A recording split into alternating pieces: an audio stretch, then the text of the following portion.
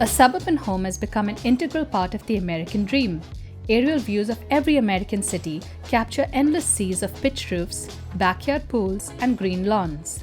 There are around 120 million households in the US, of which 70% of them, or 83 million, are single-family homes.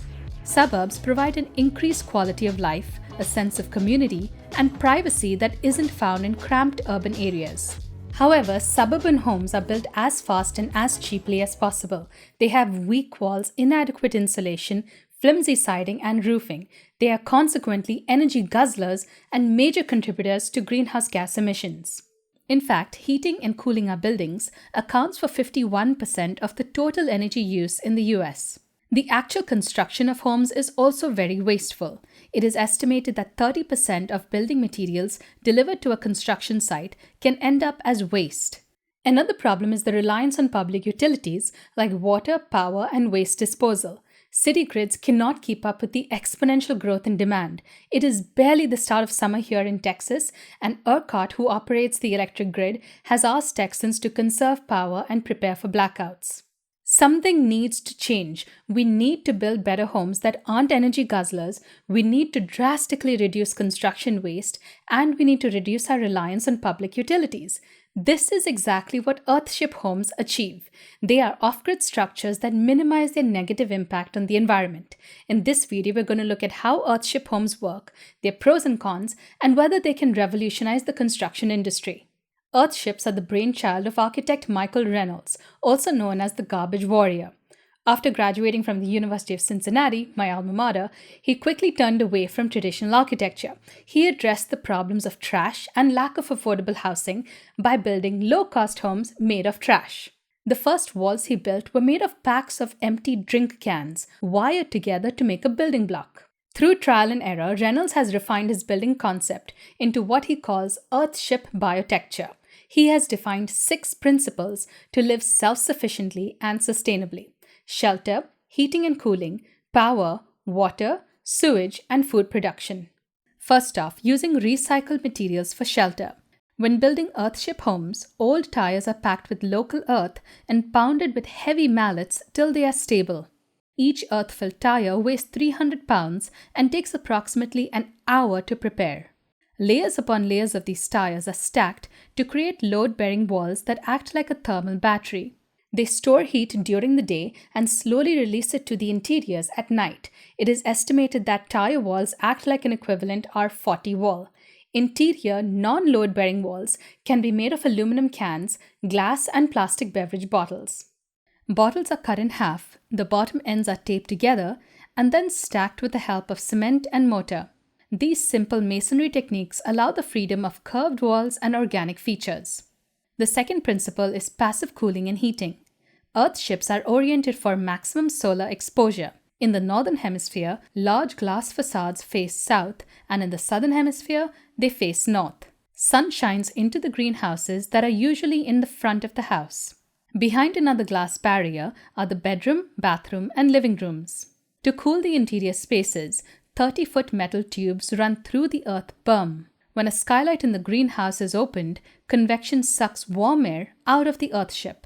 These passive methods of cross-ventilation and heat gain keep the interiors at 58 degrees throughout the year.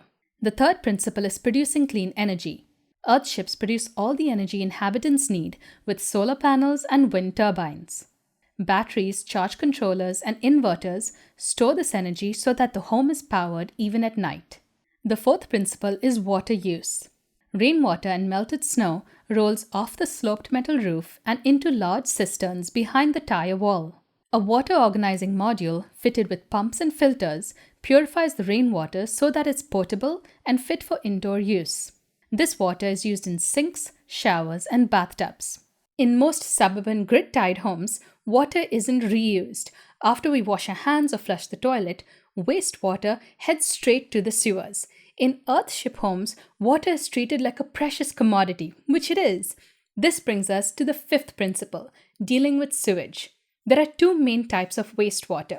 Grey water is waste from sinks, showers, baths, and laundry. It doesn't contain any fecal matter or harsh chemicals. Black water is wastewater from toilets. Grey water from sinks, showers, and bathtubs drains into linear planters. Water is collected from the bottom of these planters, filtered again, and pumped into toilet bowls for flushing. The black water from toilets is redirected to outdoor anaerobic septic tanks. Water from the septic tanks overflows into a botanical cell that is filled with exterior landscaping plants. The last principle is food production. Interior and exterior botanical cells are used to grow a variety of fruits and vegetables throughout the year. The Earthship Visitor Center in Taos, New Mexico has also designed mini hydroponic planters in suspended buckets. They provide herbs, tomatoes, kale, cucumbers, and more. Some Earthships have a dedicated greenhouse and a coop for raising chickens and pigs. The goal is to produce enough food in one's home to be self-sustaining. When researching Earthship homes for this video, I was reminded of the video on Earthpag homes I made a couple of years ago. However, the concept of Earthships seems to be better thought out. They aren't just about building cheap, but also about creating a self-sustaining home and lifestyle. A simple Earthship in a remote location can cost less than $100,000, but more elaborate Earthships, like the Desert Flower in New Mexico, can cost over $3.5 million.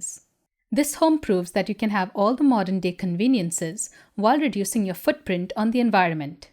I love that Earthship homes promote awareness of one's surroundings, like incoming solar radiation. In architecture school, we're taught to conduct sun studies to see how much heat is gained on each facade. That information is supposed to change the way a building is oriented. In real life, none of those calculations are taken into account.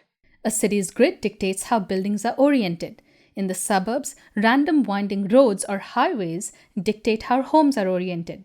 Earthship homes are intentionally built on an east-west axis so that the long southern side of the house faces the sun, when the house is in the northern hemisphere. Another advantage is the awareness of rainfall levels, water consumption, and energy consumption.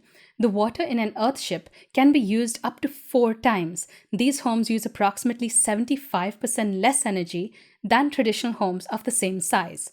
A self-sustaining lifestyle automatically makes one more conscious of their consumption and relationship to the planet.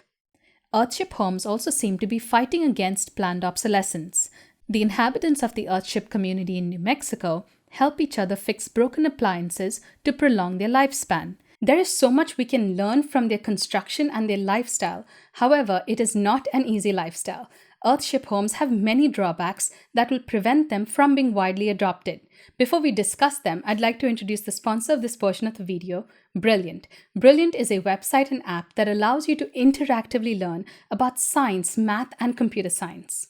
From algebra and gravitational physics to quantum computing and cryptocurrency, Brilliant has a wide range of courses for all ability and knowledge levels. I just started their course on solar energy, which covers various topics such as basic anatomy of solar radiation, the spectral properties of sunlight, and how solar panels work. Instead of just memorizing, Brilliant teaches to think about STEM through fun problems. Head to the link in the description to get started for free with Brilliant's interactive lessons. The first 200 people will also get 20% off an annual membership.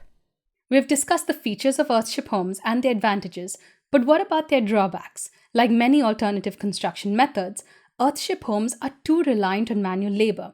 The process isn't automated, and they don't have any standardized components. Building permits and insurance for these homes can be very expensive because of all the unknown variables.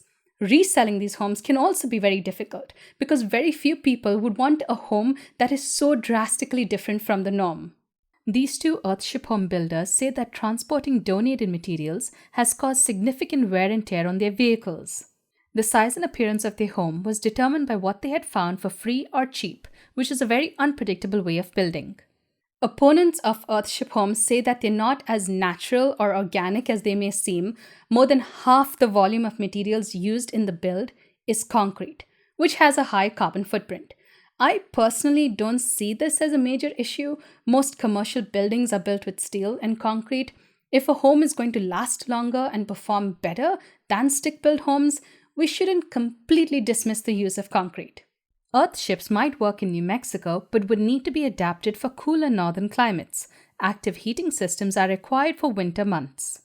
Finally, I think the biggest drawback is that building an Earthship is very time-consuming and labor-intensive.